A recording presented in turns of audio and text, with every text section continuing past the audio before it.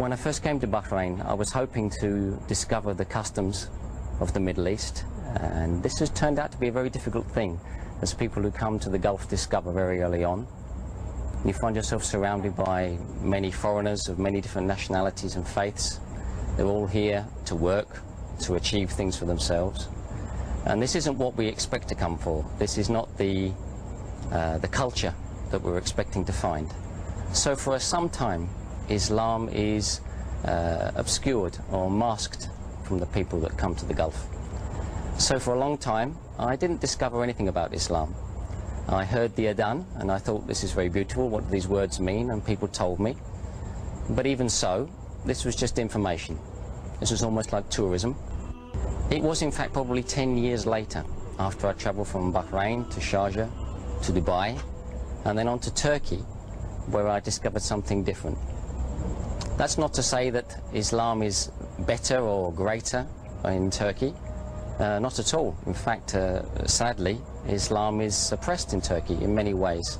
I discovered after my arrival in Turkey that there were some wonderful things to find out about that country.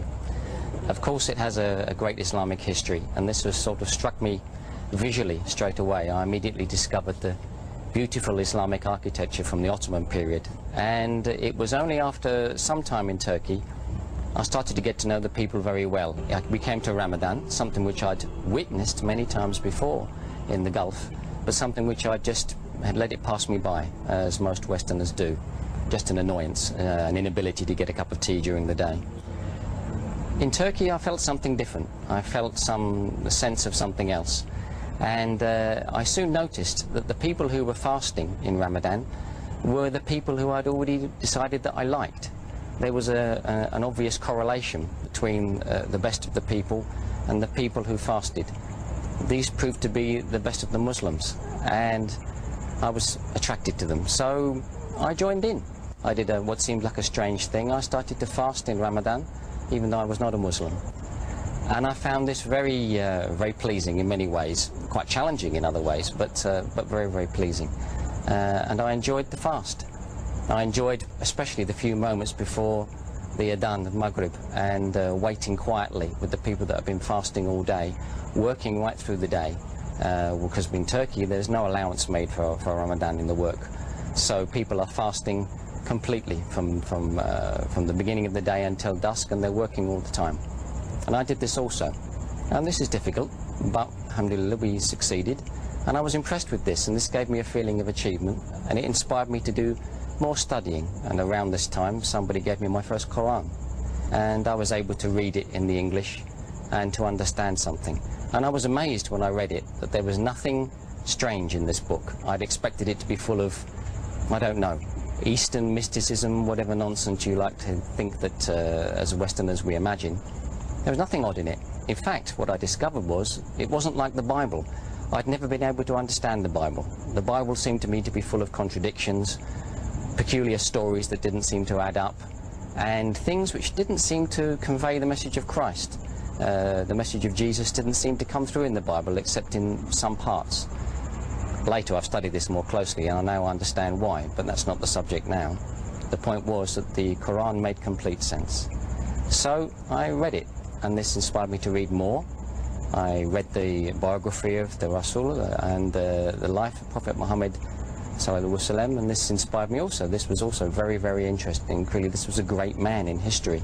So this was facts, something that I could relate to as a Westerner, interested in logic. And I followed this. And I continued to follow it, but still nobody was doing any serious dawah to me. Nobody was trying to convince me that I should change my ways in any other way. So I became, if you like, an abstract scholar of Islam. I could have taken a qualification in Islamic studies, but this is of no real value if you don't intend to do something with it. And sadly I didn't. After I returned from Turkey to Dubai, by Allah, I found myself working for some very excellent people, and the person who was my boss became one of my great friends and still is to this day. In the evening after work we would discuss, or maybe we'd go out for some dinner, maybe a little bit during the office also, and he would help me to study the right things and talk to the right people. answer some of my questions as best he could. But still he could see my objections were all to do with logic. All of these questions about custom and practice, all of these things that were born out of my secular upbringing. I'd never really been a Christian, I'd just been some sort of atheist or agnostic.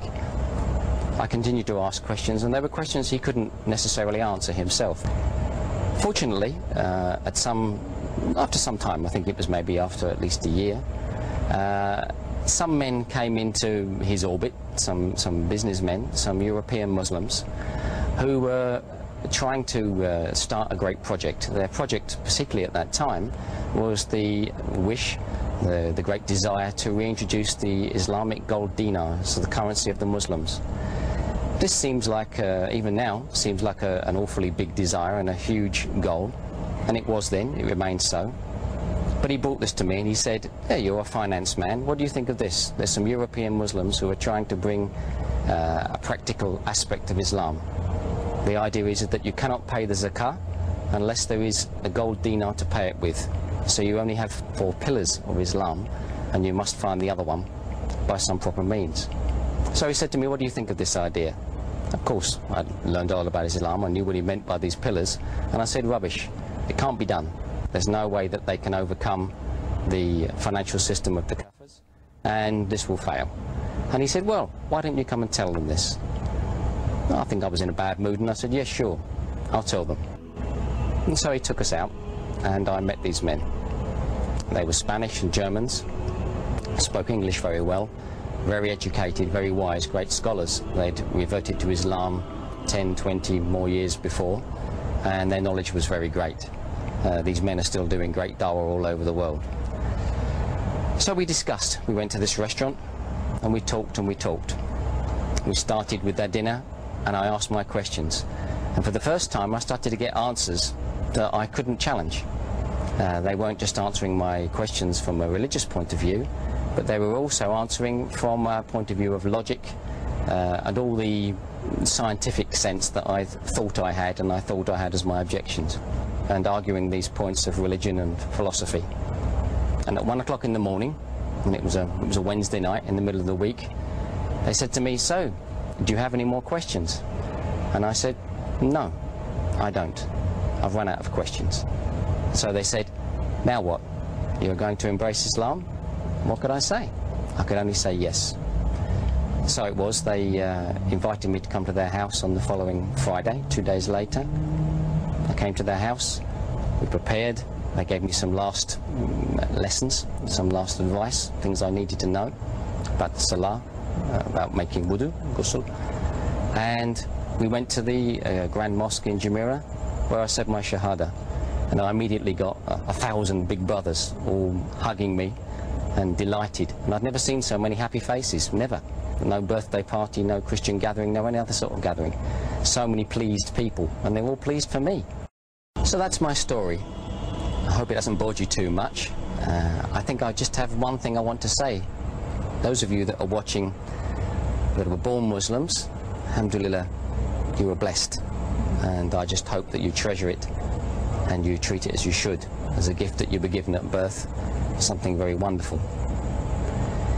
If you're watching and you already are a Muslim, but you are a revert like me, then Mabruk, congratulations. Also, alhamdulillah, always alhamdulillah. I hope your story was something wonderful for you, whether it was a sudden discovery or a slow and tortuous argumentative path like mine. Whatever it was, I hope it brought you to the right place. If you're not a Muslim, then I have something else to say to you. That is, look at me now, some ugly old man, but I'm very happy. Happier than I've ever been, more satisfied than I've ever been. All the doubts and fears, all the desires and longing for the wrong things, material things, stupid things, things that just belong to this life, that no matter what I collected, after 70, 80, 90 years, if I'm lucky, I would have to give them all up. I've swapped that for something permanent. I'm not going to lecture you, if you don't want to listen to it, you don't have to listen. Just see what I have on my face. I'm happy. You could be happy too. This is something you should consider. I hope you will.